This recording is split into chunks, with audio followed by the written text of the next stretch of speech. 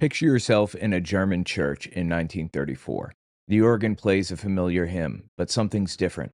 The words have been changed. References to Zion and Israel have been removed, replaced with verses about German soil and blood. There's a swastika flag hanging next to the altar, and the pastor is wearing a Nazi party pin on his robes. This wasn't some fringe cult meeting in a basement. This is becoming reality for many German Protestants who belong to a movement called the Deutsche Christen, or German Christians. What you're about to hear isn't just another story about Nazi Germany. It's about something more unsettling, how a significant religious movement convinced itself that following Jesus meant following Hitler, how thousands of pastors rewrote the Bible to remove anything Jewish, how churches became support systems for genocide, and most disturbingly of all, how ordinary people who thought they were good Christians, became willing participants in one of history's greatest evils. Let's go back to 1928, in the German region of Thuringia. A small group of Protestant pastors and theologians gather to form what they call the Thuringian German Christians Church Movement. They've been influenced by a book that's sweeping through nationalist circles, The Myth of the 20th Century, by Alfred Rosenberg. The book argues that Christianity has been corrupted by Jewish influence, that St. Paul ruined the true message with his Jewish ideas, and that Germans need to rediscover a pure Aryan form of faith. These pastors believe they've found their mission, to create a Christianity worthy of the German race. Their leader is a man named Siegfried Loeffler, and he has a radical idea. Jesus, he argues, couldn't have been Jewish. Look at his teachings, Loeffler says. They're about strength and struggle, not the weakness that Jews supposedly represent. Jesus must have been Aryan, probably descended from Roman soldiers stationed in Galilee.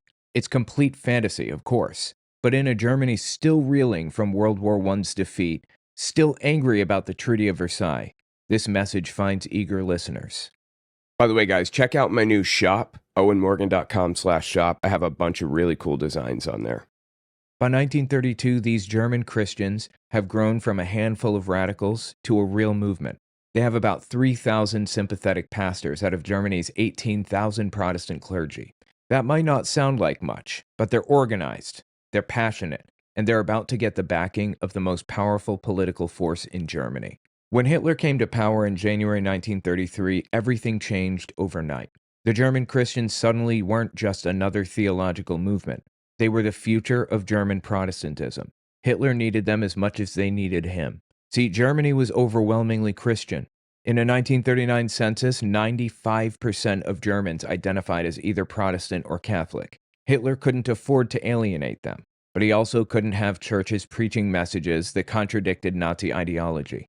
The German Christians offered him a solution. They would Nazify Christianity from the inside. The transformation started immediately. In April 1933, the German Christians issued their first major platform. They demanded that the 28 independent regional Protestant churches in Germany be united into one Reich Church under Nazi control. They called for the application of the Aryan paragraph to the church, meaning anyone with Jewish ancestry would be expelled from the clergy, even if their families had been Christian for generations. And they demanded that Christianity be purified of its Jewish elements. In July 1933, they got their chance to take over. Church elections were held across Germany, and with massive support from the Nazi propaganda machine, including personal endorsements from Hitler himself, the German Christians won 2/3 of the vote. They installed their chosen leader, Ludwig Müller, as Reich Bishop.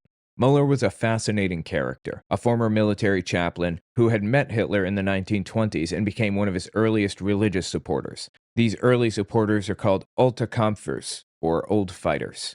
He wore his Nazi Party membership like a badge of honor and saw no conflict between Christianity and National Socialism. In fact, he believed they were the same thing. Under Müller's leadership, the German Christians began their radical transformation of Protestant Christianity.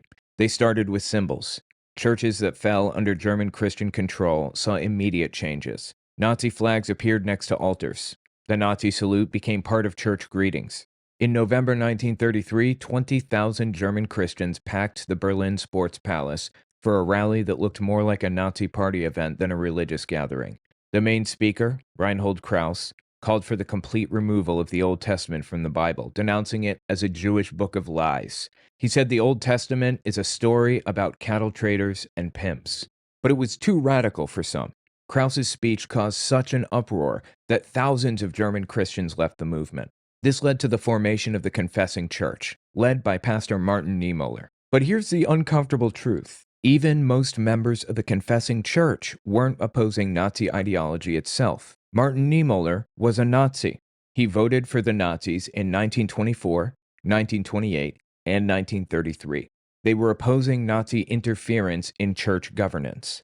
They wanted to keep their theological independence, but most had no problem with the regime's politics or even its anti-Semitism. The German Christians regrouped after the Sports Palace scandal. They realized they needed to be more subtle, more academic in their approach. In 1939, they established their crown jewel, the Institute for the Study and Eradication of Jewish Influence on German Religious Life. The name itself tells you everything you need to know about their goals. This wasn't some fringe operation. It was a major academic institution based in Eisenach, with branches across Germany. The institute's director was Walter Grundmann, a New Testament professor at the University of Jena. Grundmann was a serious scholar who used his academic credentials to give legitimacy to absolute madness. Under his leadership, the Institute produced a new version of the New Testament that removed all references to Jesus' Jewish identity. They published a new catechism, a book of religious instruction, that taught that Jesus was an Aryan hero fighting against Jewish corruption. They even created a new hymnal that removed or rewrote over 100 traditional hymns to eliminate Jewish references. For example, the word hallelujah, a Hebrew word meaning praise God, was banned from all hymns. Hosanna was removed. References to Jerusalem, Zion, or Israel were replaced with German place names. One hymn that originally said, "Jerusalem, thou city built on high," became "Germany, thou sacred homeland." The traditional Christian greeting of "God be with you" was replaced with "God bless our German land." They went even further with their theological gymnastics. Grundmann argued that Jesus couldn't have been Jewish because Galilee, where Jesus was from, had been conquered by the Assyrians centuries before his birth. Therefore, Grundmann claimed the population must have been racially mixed, and Jesus was probably descended from Aryan conquerors. He wrote that Jesus' entire mission was to destroy Judaism from within. That's why the Jews killed him. In his twisted version, the crucifixion wasn't a sacrifice for humanity's sins. It was the Jewish revenge against their greatest enemy. The Institute didn't just produce books. They held conferences, training sessions, and lectures across Germany. They brought in pastors and religious teachers, indoctrinating them in this new racial Christianity. By 1942, they distributed over 200,000 copies of their materials. Their influence reached into universities, seminaries, and churches across the Reich. Meanwhile, the German Christians were transforming worship itself in the churches they controlled. Services became theatrical productions of Nazi ideology wrapped in religious language. One church in Berlin, the Martin Luther Memorial Church, built between 1933 and 1935, included lots of Nazi imagery. The pulpit showed a Wehrmacht soldier in a Stahlhelm helmet listening to Jesus' Sermon on the Mount. The baptismal front featured an SS stormtrooper. The message was clear: to be a good Christian was to be a good Nazi soldier. The German Christians particularly focused on life ceremonies, baptisms, confirmations, weddings, and funerals. They created new rituals that blended Nazi ideology with Christian tradition. Baptisms included pledges to raise children for the Führer. Confirmations became initiations into a racial community. Weddings emphasized the duty to produce Aryan children. Even funerals became opportunities to celebrate dying for the fatherland. The youth were their special target. German Christian pastors worked closely with the Hitler Youth, even though it was a state organization. They provided religious justification for the racial ideology being taught. They held special services for Hitler Youth members, blessing their activities and uniforms. On Hitler's birthday, April 20th, which is made a national holiday, German Christian churches held special services. Young people would be inducted into church membership on this day, explicitly linking their Christian faith with loyalty to Hitler. The German Christians created what amounted to a new religion. They had their own prophet, Hitler, their own chosen people, the Aryan race, their own devil, the Jews, their own sacred mission, racial purity, their own martyrs, Nazis who died for the cause. They even had their own holy days. The church calendar was reorganized around Nazi celebrations. January 30th, the day Hitler came to power, became a day of Thanksgiving. November 9th, the anniversary of Hitler's failed insurrection attempt, the Beer Hall Putsch, became a day to honor Nazi martyrs. Christmas underwent a particular transformation. While the Nazi state pushed for the holiday to become a winter solstice celebration with Germanic pagan elements, the German Christians tried to maintain a Christian veneer while removing all Jewish connections. They promoted new carols that emphasized German nationalism and racial themes.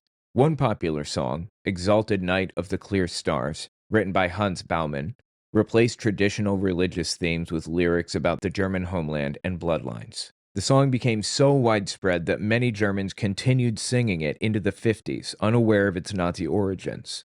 The German Christians supported and amplified the state's propaganda about Christmas. They endorsed the regime's promotion of Yule traditions, the use of runes and sun wheels as decorations, and the reinterpretation of Santa Claus as a Germanic figure like Odin. While individual families might receive Nazi propaganda showing chocolate treats shaped like runes or Germanic symbols, German Christian pastors provided the theological justification for those changes, arguing that Germans were simply reclaiming their authentic pre-Christian traditions from Jewish corruption. What made the German Christians particularly dangerous is their ability to make extremism feel normal. They didn't come out and say, "Let's worship Hitler." Instead, they gradually shifted the focus of faith from universal love to racial duty, from salvation through Christ to salvation through German blood, from kingdom of heaven to the 1,000-year Reich. They made each small step seem reasonable, each change like a return to authentic Christianity rather than its complete perversion. They were helped by the fact that anti-Semitism already had deep roots in German Christianity. Martin Luther himself, the founder of the Protestant Reformation, had written viciously anti-Semitic texts in his later years. The German Christians didn't have to create hatred of Jews from nothing. They had to redirect existing prejudices and give them a theological blessing. They told Germans that their worst impulses were actually holy duties. The German Christians also provided crucial practical support for the Holocaust. When the Nazis needed to identify people with Jewish ancestry, churches provided baptismal and marriage records going back generations. German Christian pastors expelled members with Jewish heritage from their congregations, even if their families had been Christian for centuries. Some pastors went further, serving as informants for the Gestapo, reporting anyone who expressed doubts about Nazi ideology or helped Jews. The numbers are staggering. By 1933, the German Christians claimed about 600,000 formal members, but their influence extended far beyond official membership. They controlled numerous regional churches, influenced theological education at major universities, and shaped the religious instruction received by millions of German children. While not every Protestant church was fully Nazified, the German Christian message reached virtually every Protestant in Germany through publications, radio broadcasts, and the educational system. The movement attracted particular types of people. Young pastors from lower middle-class backgrounds were especially drawn to the German Christians. They saw it as a path to advancement, a way to be part of something modern and powerful.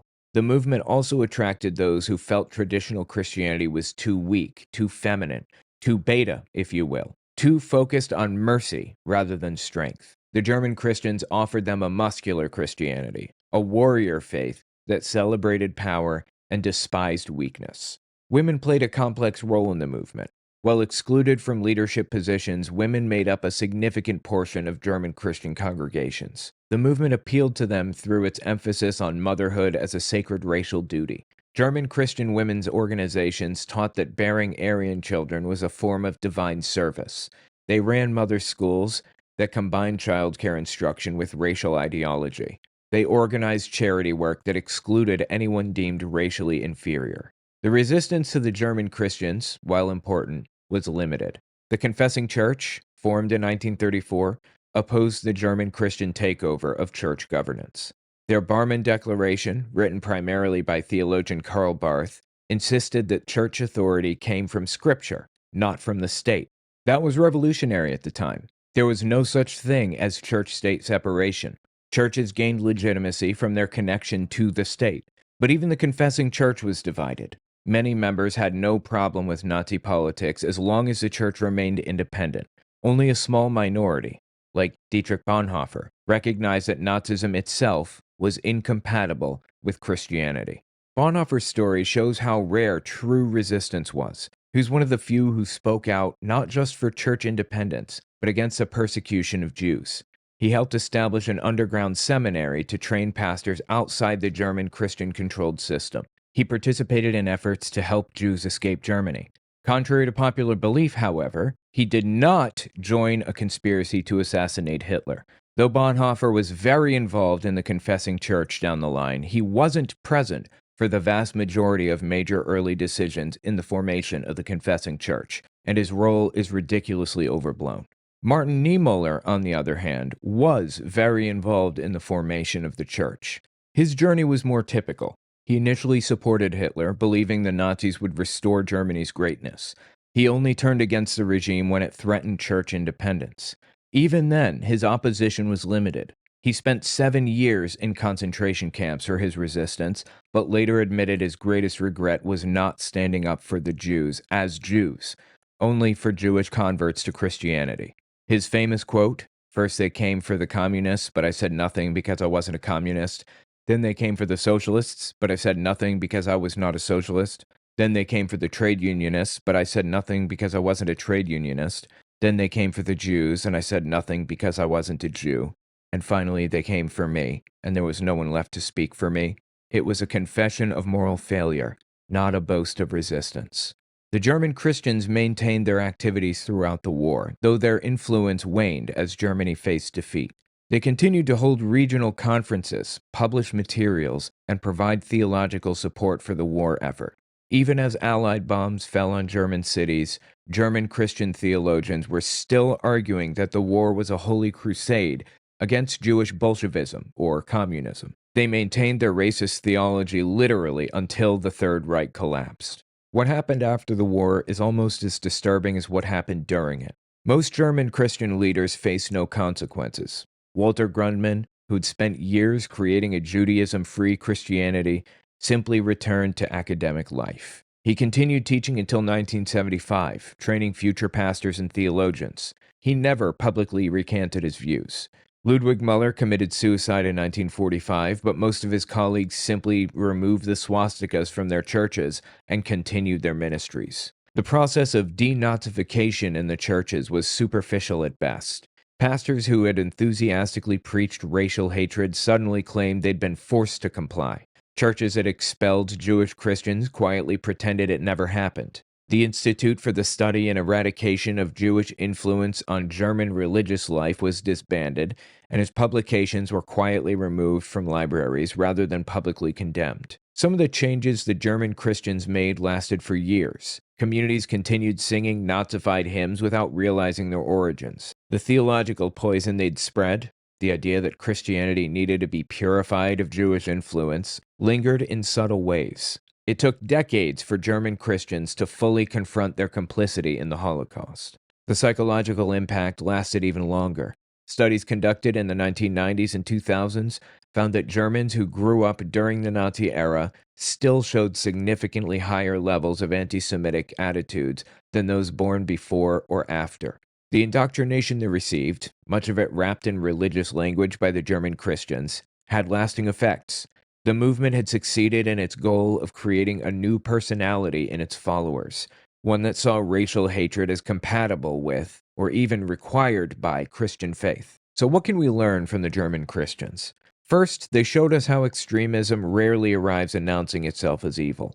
It comes wrapped in familiar symbols, using trusted language, through respected institutions.